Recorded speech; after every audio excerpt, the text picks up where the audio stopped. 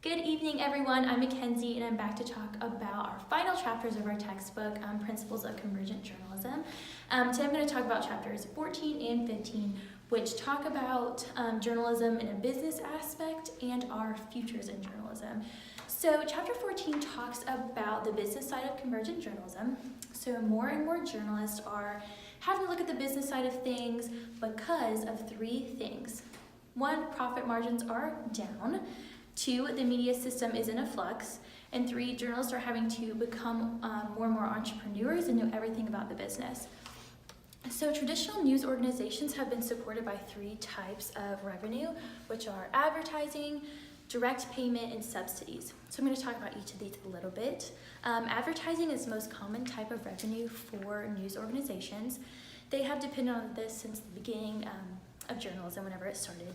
So print advertising is mainly displayed and classified ads, and display ads are sold to advertisers by either columns, full pages, half pages, or quarter pages. There's also broadcast advertising, such as like commercials that you see on TV and stuff like that. So direct payment is the simplest form of revenue for news organizations. Consumers basically just pay directly for specific content that they would like to see. So this is like buying a newspaper or purchasing a book or even paying for a movie that you watch on your computer or TV. So then there's subsidies, which are the oldest form of revenue for news organizations. This is when a person or a business or company, something like that, they finance the entire news organization. An example of this would be like public broadcasting for your local station. So I'm gonna now jump to chapter 15, which talks about your future in convergent journalism. So deciding where you want to work can be confusing at times. A lot of journalism and news companies, they differ in where they are on the convergence continuum.